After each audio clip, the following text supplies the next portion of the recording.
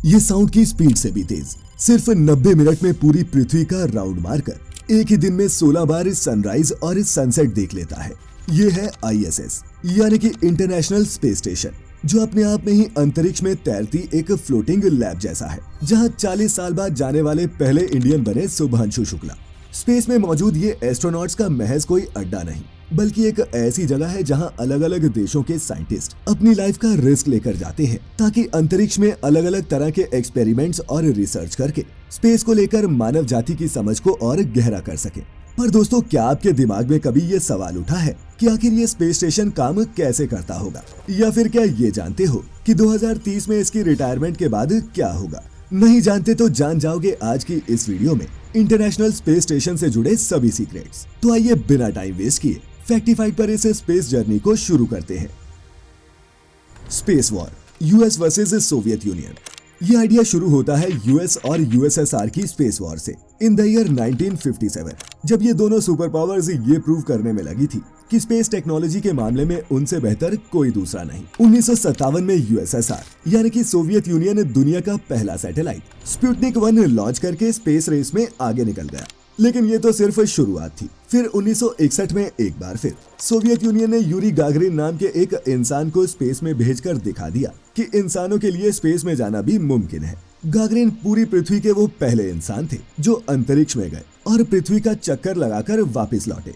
इसके बाद यूएस को लगा कि हम तो ऐसे स्पेस रेस में पीछे रह जाएंगे, तो गवर्नमेंट ने डाला नासा पर प्रेशर और अपोलो मिशंस को लॉन्च करवाया। इन मिशंस का एक ही मोटिव था और वो था इंसान को चांद पर पहुंचाना, जिसके चलते काफी फेलियर्स के बाद आखिरकार 20 जुलाई 1969 को अपोलो 11 मिशन के तहत नील आर्मस्ट्रॉन्ग चांद पर कदम रखने वाले पहले इंसान बने। ये मूवमेंट यूएस के लिए एक बड़ी जीत थी। उन्होंने कहा कि भले ही वो फर्स्ट राउंड हार गए हो, लेकिन ये रेस वही जीतने वाले हैं।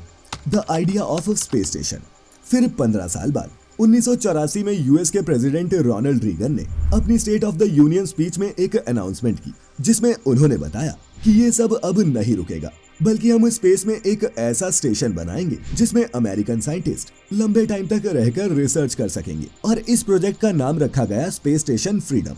नासा ने प्लानिंग शुरू कर दी और इंजीनियर, डिजाइनर्स और एस्ट्रोनॉट्स ने मिलकर इसका ब्लूप्रिंट भी तैयार कर लिया। प्रेसिडेंट रीगन ने इसके लिए कांग्रेस से फंडिंग भी मांगी, लेकिन ये प्रोजेक्ट इतना बड़ा था कि कितना भी पैसा नाकाफी होता। 1990 आते आते कोल्ड वॉर खत्म होने के बाद पब्लिक इंटरेस्ट भी इन स्पेस मिशंस में खत्म होने लगा था। ऊपर से इस प्रोजेक्ट की कॉस्ट भी दिन ब दिन बढ़ती जा रही थी और बजट कट्स ने तो अमेरिका के अरमानों पर मानो पानी फेर दिया। इसी बीच 1986 में सोवियत यूनियन ने अपना स्पेस स्टेशन मीर लॉन्च करके दुनिया को एक बार फिर दिखा दिया कि पिक्चर अभी बाकी है, और उन्होंने ये बिना किसी की मदद के किया। मीर पर दुनिया भर के एस्ट्रोनॉट्स जाते, लंबे समय तक रहते और ऐसा सक्सेसफुली 15 से ज्यादा साल तक चला, जिसके बाद इसे डी ऑर्बिट करके डिस्ट्रॉय कर दिया गया। वहीं नासा फंड्स की कमी और कई टेक्निकल चैलेंजेस के चलते अपना स्पेस स्टेशन नहीं बना पा रहा था। इसी के चलते नासा ने पॉलिटिक्स को एक तरफ रखकर रूस को अपने स्पेस स्टेशन फ्रीडम प्रोजेक्ट में पार्टनर बनाने का प्रपोजल पेश किया, जो सोवियत यूनियन के टूटने के बाद रशिया को काफी पसंद आया।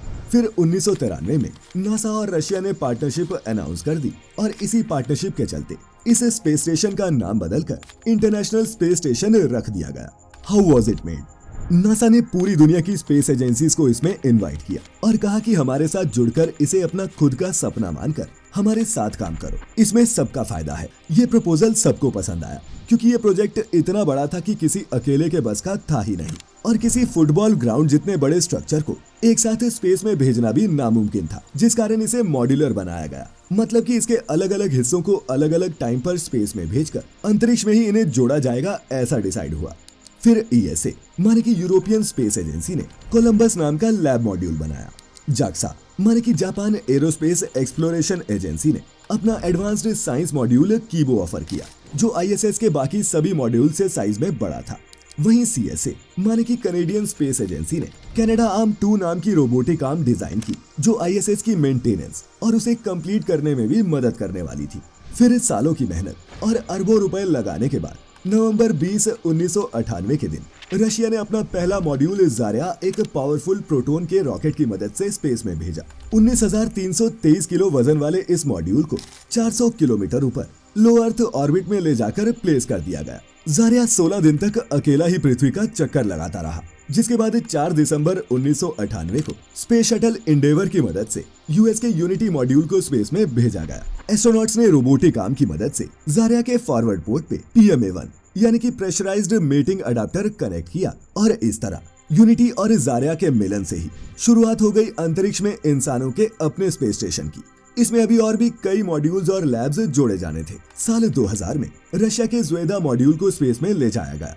ये मॉड्यूल सबसे अलग था। वो ऐसे कि इसमें एस्ट्रोनॉट्स के लिए स्लीपिंग एरिया, किचन और लाइफ सपोर्ट के लिए ऑक्सीजन, वाटर सब कुछ अवेलेबल था। 1998 से लेकर 2011 तक ISS को एक लेगो सेट की तरह स्पेस में ही असेंबल करके बनाया गया। हर मॉड्यूल एक अलग कंट्री में बनता और लॉन्च होता और स्पेस में ISS के साथ जुड़ता जाता। इसकी कंस्ट्रक्शन में अमेरिका के स्पेस शटल मिशन का मेजर रोल था। लेकिन 8 जुलाई 2011 में स्पेस शटल के रिटायर होने के बाद रशिया का सोयूज स्पेसक्राफ्ट ही ISS तक आने जाने का मेन ट्रांसपोर्ट बन गया। अब से जो कोई एस्ट्रोनॉट इंटरनेशनल स्पेस स्टेशन पर जाता उसे रशियन लैंग्वेज सीखनी ही पड़ती, और वो इसलिए कि सोयूज स्पेसक्राफ्ट के सभी कंट्रोल्स रशियन में थे।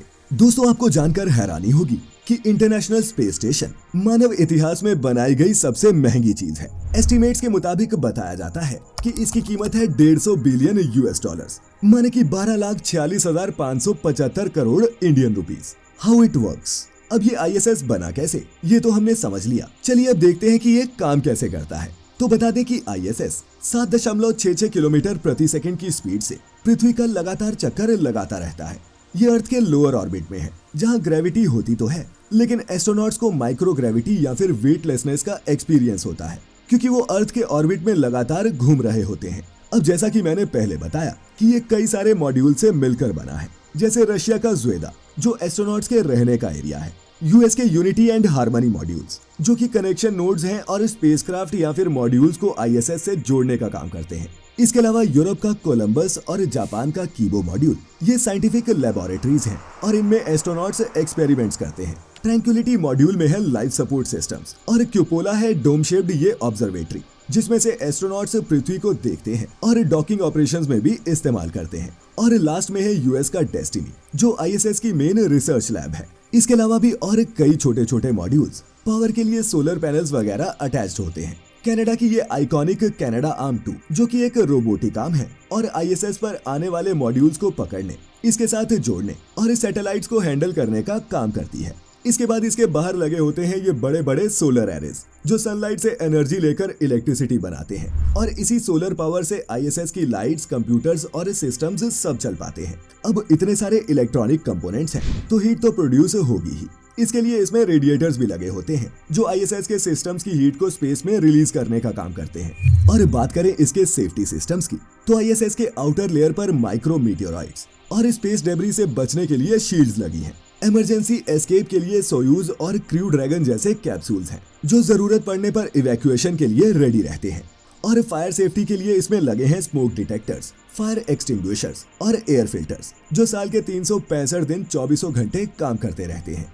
एस्ट्रोनॉट्स ऑन ISS पर ज्यादातर क्रू मेंबर्स 6 महीने बिताते हैं और फिर नए क्रू मेंबर्स उनकी जगह लेते हैं। नए एस्ट्रोनॉट्स स्पेसएक्स के क्रू ड्रैगन या फिर रशिया के सोयूज स्पेसक्राफ्ट से ही जाते हैं। जैसे क्रू 8 फरवरी 2024 में गया था और क्रू 9 सितंबर 2024 में गया और हाल ही में क्रू 10 2025 में गया। कभी कभार ही ये मिशन डिले होते हैं या फिर इमरजेंसी के चलते ही शेड्यूल बदलता है, लेकिन ज्यादातर यही 6 महीने का साइकिल फॉलो होता है। और ये रोटेशन इसलिए होती है ताकि एस्ट्रोनॉट्स पर ओवरवर्क और स्पेस के ओवर एक्सपोजर का प्रेशर ना पड़े, क्योंकि स्पेस में ग्रेविटी कम होने से हमारी बॉडी पर कई तरह के असर पड़ते हैं।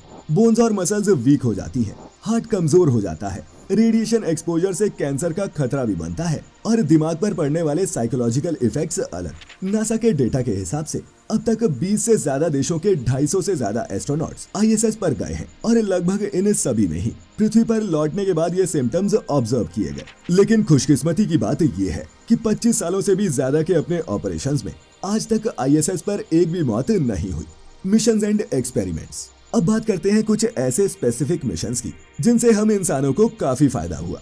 तो दोस्तों, ISS के इन मिशंस को एक्सपीडिशंस कहा जाता है। हर एक्सपीडिशन में 3 से 7 एस्ट्रोनॉट्स होते हैं और ये सब अलग अलग कंट्रीज के होते हैं। तो सबसे पहले बात करते हैं साल 2000 के एक्सपीडिशन 1 की। ये था सबसे पहला मिशन जिसमें 3 एस्ट्रोनॉट्स एलन शेफर्ड US से, गित्जेंको और क्रिकलेव रशिया से आईएसएस पर इंसानों के लिए एक परमानेंट बेस बनाने गए थे।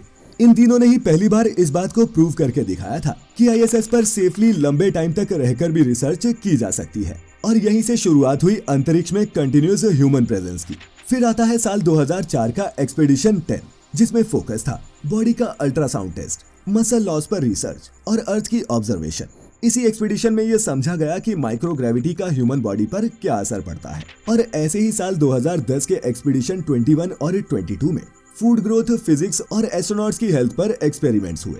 2021-22 के एक्सपीडिशन 66 में माइक्रोग्रेविटी में बैक्टीरिया और फंगस के ग्रोथ को कैसे रोका जाए, इस पर टेस्ट किए गए। साथ ही स्पेस में पहली बार ऑप्टिकल फाइबर बनाई गई, और वो इसलिए कि माइक्रोग्रेविटी एनवायरनमेंट्स में ऑप्टिकल फाइबर कम से कम इम्परफेक्शंस के साथ हाई क्वालिटी की बनाई जा सकती है। और अब इस पर आगे भी रिसर्च की जा रही है। 2025 के एक्सियम मिशन 4 में, जिसमें इंडिया के शुभांशु शुक्ला भी शामिल हैं, इसमें बोन हेल्थ, स्पेस रेडिएशन और एल्गी बेस्ड ऑक्सीजन पर एक्सपेरिमेंट्स किए जाने हैं। ये एक्सपेरिमेंट्स बेहद जरूरी होते हैं क्योंकि ये दुनिया को बेहतर समझने में हमारी मदद तो करते ही हैं, साथ ही ह्यूमंस की साइंस, टेक्नोलॉजी, हेल्थ और फ्यूचर एक्सप्लोरेशंस को भी नेक्स्ट लेवल पर ले जाते हैं। Life on ISS. अब बात करते हैं उस जिंदगी की, उस डेली रूटीन की जो एस्ट्रोनॉट्स आईएसएस पर बिताते हैं। अब यहाँ कोई टाइम जोन तो होता नहीं, तो इनका रूटीन चलता है यूटीसी यानी कि कोऑर्डिनेटेड यूनिवर्सल टाइम के हिसाब से, जो कोई टाइम जोन नहीं, एक स्टैंडर्ड है। स्पेस में जाते ही सबकी घड़ियां यूटीसी के साथ सिंक कर दी जाती हैं। जैसे ही सुबह के 6 बजते हैं, सबसे पहले मिशन कंट्रोल से डेली शेड्यूल ब्रीफिंग होती है। फिर 6:30 से 7:30 के बीच ब्रश करना, शावर लेने जैसे सब काम किए जाते हैं। और बता दें कि यहाँ शावर का मतलब होता है स्पॉन्ज बाथ। फिर 7:30 बजते ही रिसर्च एक्सपेरिमेंट्स चालू हो जाते हैं, जो दोपहर 12:30 से 1:30 बजे तक चलते हैं। फिर 1 घंटे का लंच ब्रेक, और फिर खाना खाने के बाद स्टेशन के अंदर का hardware check, air filter cleaning, battery replacement और सॉफ्टवेयर अपडेट जैसे मेंटेनेंस के काम किए जाते हैं। कभी कभी स्पेस वॉक भी प्लान में शामिल होता है, और कभी कभी इसलिए कि सिर्फ ये स्पेस सूट पहनने में ही 1.5 से 2 घंटे लग जाते हैं, और ये स्पेस वॉक 6 से 8 घंटे तक चल सकता है। इसके अलावा रोजाना 2 घंटे एक्सरसाइज करना भी मैंडेटरी है। और फिर शाम को एस्ट्रोनॉट्स अपनी फैमिली के साथ वीडियो ऑडियो कॉल कर सकते हैं, ईमेल्स चेक कर सकते हैं, नासा और सोशल मीडिया पे लोगों से बात कर सकते हैं। बता दें कि इंटरनेट के लिए ISS Q band satellite link का इस्तेमाल करता है, और यहाँ रहने वाले एस्ट्रोनॉट्स को 24 घंटे हाई स्पीड इंटरनेट मिलता है। फिर शाम 6:30 से 8 बजे के बीच होता है डिनर और रिलैक्सेशन टाइम। ये मूवी देखते हैं, बुक्स पढ़ते हैं, गिटार बजाते हैं, ड्राइंग करते हैं, और अगर कुछ ना भी करना हो तो भी अर्थ का व्यू देखने से ही मन नहीं भरता। आईएसएस के विंडो मॉड्यूल क्यूपोला से अर्थ का व्यू स्वर्ग जैसा आता है। फिर शाम 8:30 बजे से सुबह 6 बजे तक होता है इनका स्लीपिंग टाइम, और एस्ट्रोनॉट्स स्लीपिंग बैग में खुद को अच्छे से बांधकर वॉल से चिपका कर सोते हैं, क्योंकि अगर ये ऐसा नहीं करेंगे तो ये नींद में इधर उधर कहीं भी पहुंच सकते हैं।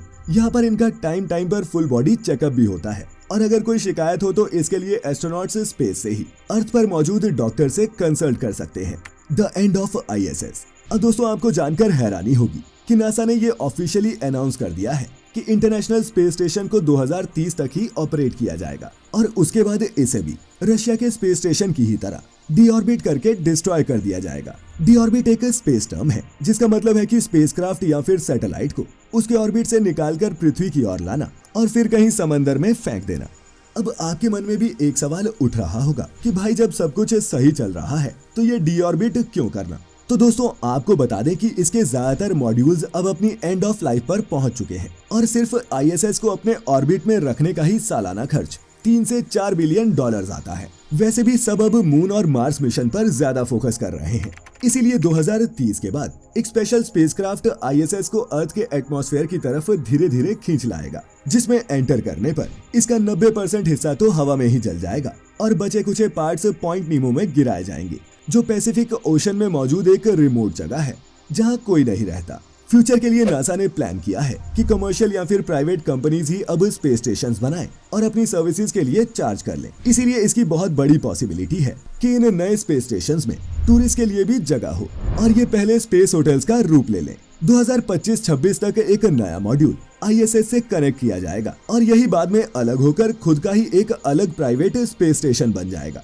जेफ बेजोस की कंपनी ब्लू ओरिजिन भी इसे बनाने में मदद कर रही है, और चाइना ने भी अब अपना स्पेस स्टेशन टियानगोंग लॉन्च कर दिया है। इसीलिए ऐसे कयास लगाए जा रहे हैं कि आईएसएस की रिटायरमेंट के बाद ये चाइनीज स्पेस स्टेशन पूरी दुनिया के लिए एक ऑल्टरनेट स्टेशन बन सकता है जब तक कि स्पेस में और ऑप्शंस न आ जाएं।